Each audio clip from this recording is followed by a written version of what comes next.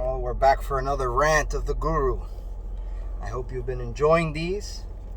I figure I'll make a little time to talk to everyone every day, because sometimes I have to drive around, so might as well kill two birds with one stone. So I wanted to talk more. We're right now on this theme with energy work, which in China is called Qigong, and in Indonesia is Tenaga Dalam. Okay, and sometimes they call it Ilmu Kebatinan. It has different meanings. Ilmu is knowledge or hidden knowledge, and Kebatinan is like hidden. Okay, Tenaga is like power, and Dalam is inner, like inner power. So sometimes you see, videos of people doing empty force, in some of the Chinese schools, and in Indonesia you see some of the Silat schools. They do a Tenaga Dalam demonstration where they hit people without touching them. I'm not really getting involved in any of that. I'm not talking about that. Some teachers have an ability. They have an ability to definitely use energy, but we're focusing more on health and strength. And strength for your physical movement and physical ability in your silat. So some things are or would fall under the category of woo-woo or bullshit, right? But then some things are very real. So I'd rather focus on the things that have actual concrete evidence that they work and that they happen and they manifest in the body. So what do I mean by this? For example, let's take like the art that I practice, Serak, and the art that I teach from the Thouars family. Most people learning the art are learning the techniques. They learn the Djurus. They learn, for example, a very common Djuru, something like this, Djuru 1 type movement. This is just an empty shell. Yes, there's techniques here. Yes, you can say, okay, I can learn how to punch, I can learn how to elbow, I can learn how to do X, Y, and Z. Yes, it's a codified pattern of movements and a codified pattern of information strung together. So one way to think of a Djuru is like a zip drive. So a Djuru can contain many, many Djurus. Like, for example, in Chimande, a Djuru is more like one movement, okay? At least in the lineage that I had trained under. There's many lineages of Chimande. So maybe somebody listening to this will say, oh, well, in my Chimande, our Djurus have 10 movements. Okay, whatever. That's fine. There's nothing wrong with that. But in a certain style that I learned from Chimande, one movement was one Djuru. So let's look at Serak. Let's look like Serak number 1, the first Djuru, right?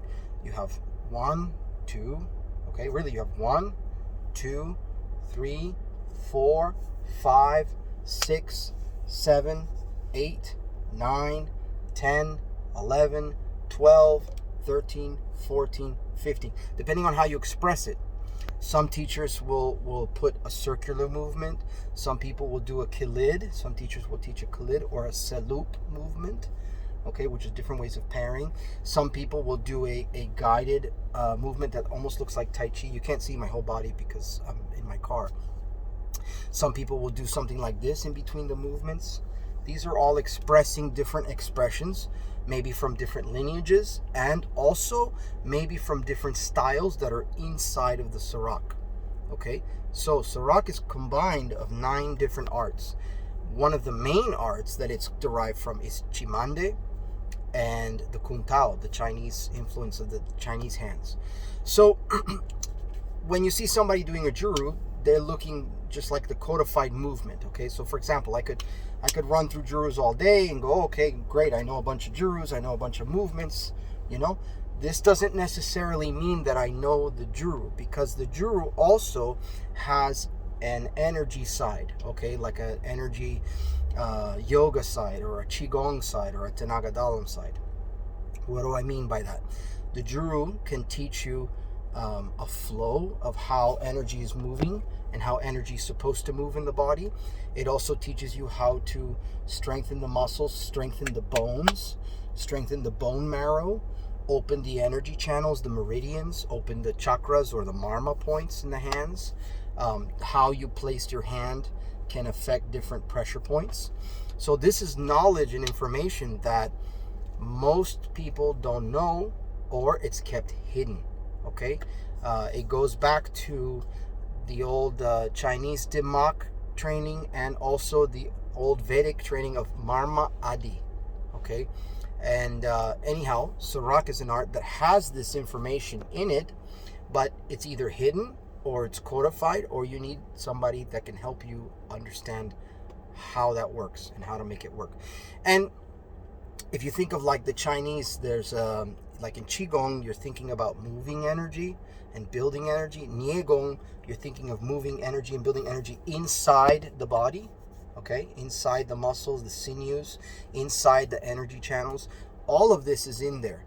So, for example, again, when you see a Djuru, and you see somebody doing a Djuru and they're thinking only it's for fighting technique and it's only the technique of, hammer fist, elbow, backhand, punch, parry, whatever. That is just the eggshell of the Djuru. You have to know that there's more to it, okay? So I'm not going to go into all the details because out of respect to my teacher, Babak Willem de Thouars, there are things that we just teach to our students and in our unit.